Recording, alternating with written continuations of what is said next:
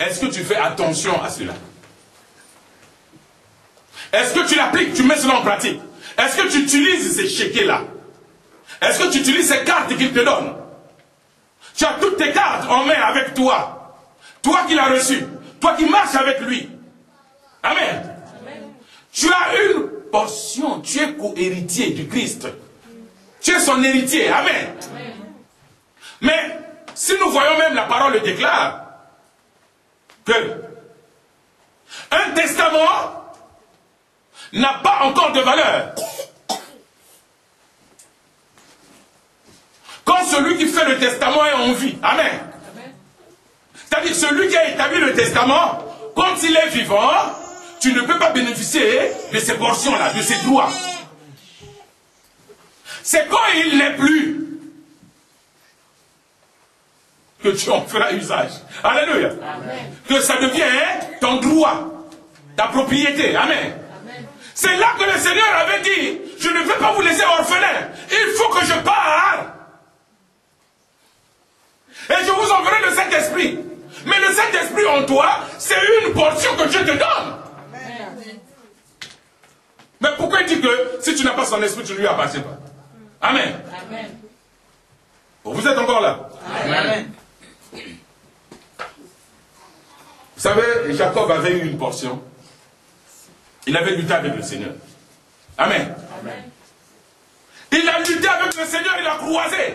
Il a dit, si tu ne me bénis pas, je ne te laisse pas partir.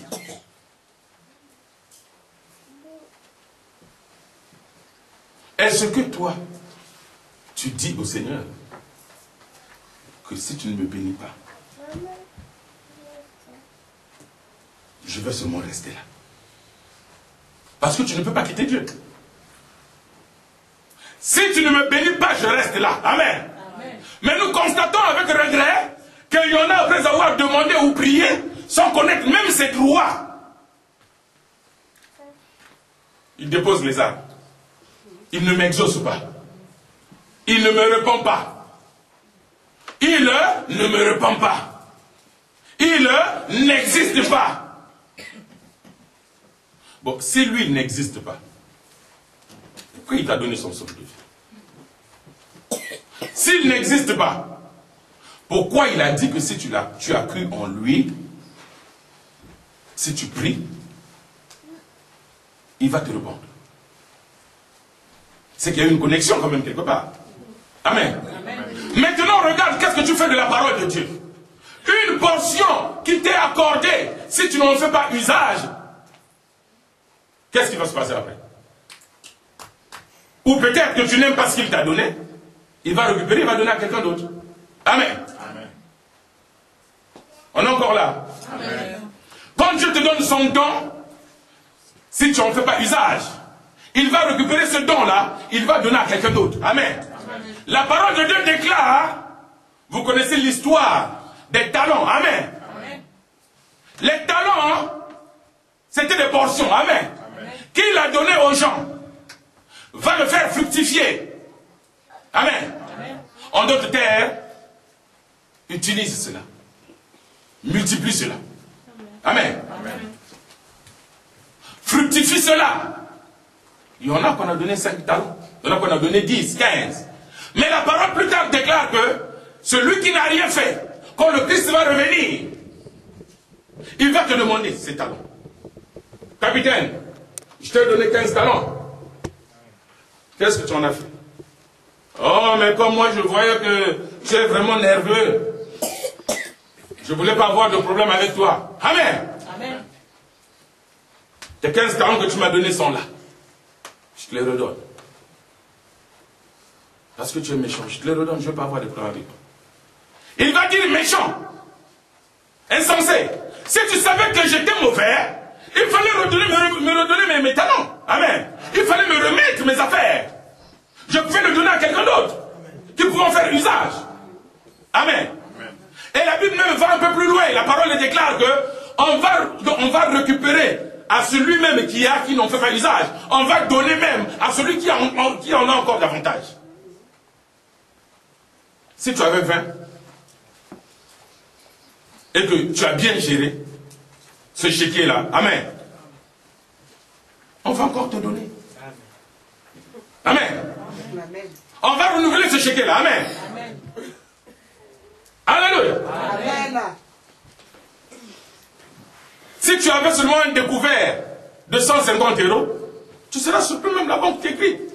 On te dit maintenant vous passez à 800. Amen. Amen. Parce que vous êtes bon. Amen. Amen. Mais dans la parole c'est pareil.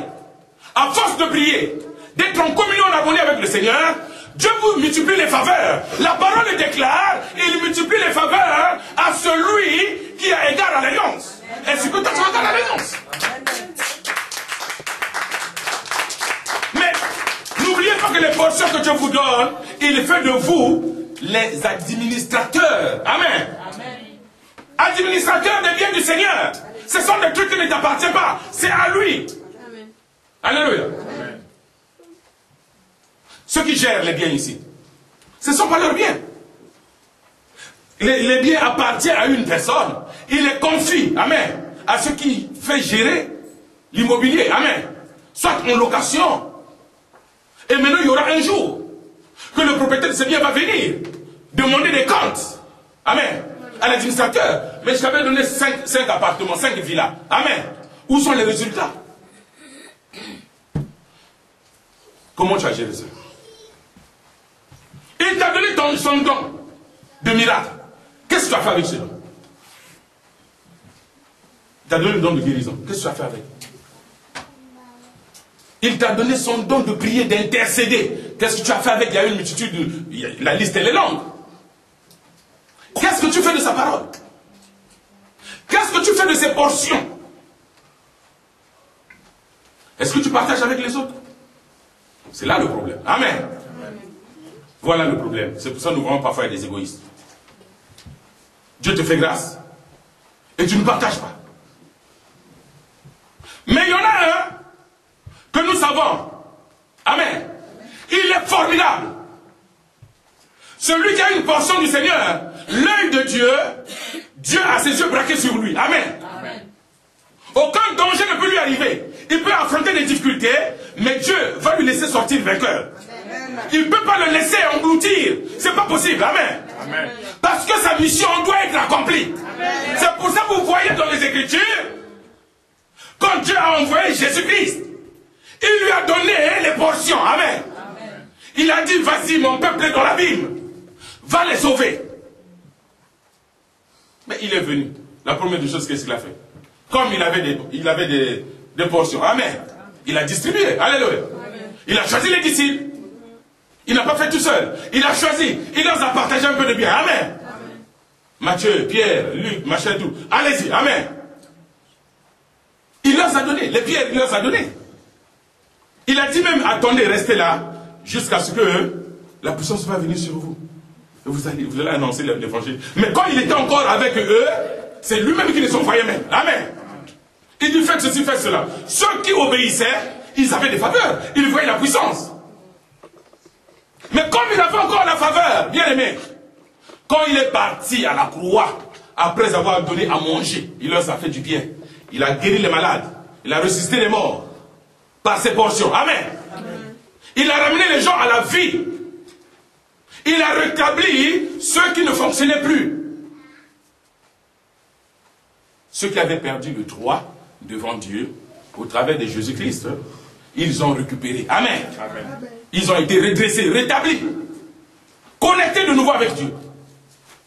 Et la terre n'a pas pu le retenir. Parce qu'il avait la portion de Dieu. Maintenant, si toi tu as une portion et que tu foules au pied cette portion, quand tu auras des bricoles, qui va venir en aide? Qui va te soutenir? Qui va te soutenir? Je disais le dimanche passé que, regardez, suivez un peu. Quelqu'un qui va chercher de l'or ou le diamant, il va le chercher dans les abîmes. Amen. Au plus profond de la terre. Amen. Quand il a, ne connaissant pas l'importance de ce diamant ou de l'or qu'il a eu, sous terre. Il va brader. Amen. Amen. À Priville. Si c'était quelque chose qui coûtait 50 000 $ ou euros, il est capable de le vendre à 500 €. S'il ne connaît pas la valeur. C'est comme ça que les chrétiens sont devant le Seigneur. Amen. Amen. Ça peut choquer. Je te dis au nom de Jésus-Christ. Les chrétiens ne connaissent pas la valeur qu'ils ont devant le Seigneur. Ils ne connaissent même pas les valeurs et la faveur que Dieu leur fait. Même ceux qui sont dans le Seigneur il y a longtemps. Ce n'est pas le fait de rester 20 ans dans l'assemblée que tu marches dans l'intégrité. Amen. Amen. Alléluia. Vous êtes encore là? Amen. Dieu t'a fait un don, il t'a donné son pouvoir. Il t'a dit, celui qui l'accepte, il lui donne le pouvoir de devenir enfant de Dieu. Mais un enfant de Dieu a les portions de son Père. Amen. Amen. A le droit de prendre tout ce qui est pour son Père même. Nous voyons, il y a des enfants ici qui vont vendre les biens de leurs parents. Amen. Amen. Mais toi, tu n'as pas besoin de dérober. Parce que c'est à toi. C'est à ton Père, c'est à toi. Si tu es dans la détresse, tu cries sur le monde. Il se manifeste. Parce que quoi? Tu as une portion de lui. Et il dit, tu as une partie de lui-même. Amen. Il est là. Comme ton ombre à ta droite. Il est là. Il marche avec. Il est en toi encore. Mais comment? Mais comment tu ne peux pas avoir confiance à une personne comme ça? Est-ce que les portions que Dieu te donne, tu fais attention à ça? Ou les portions que tu as reçues de lui, est-ce que tu fais attention à ça? Est-ce que tu les entretiens comme on a parlé des mines? Amen. Qu'est-ce que tu fais du don que Dieu t'a donné?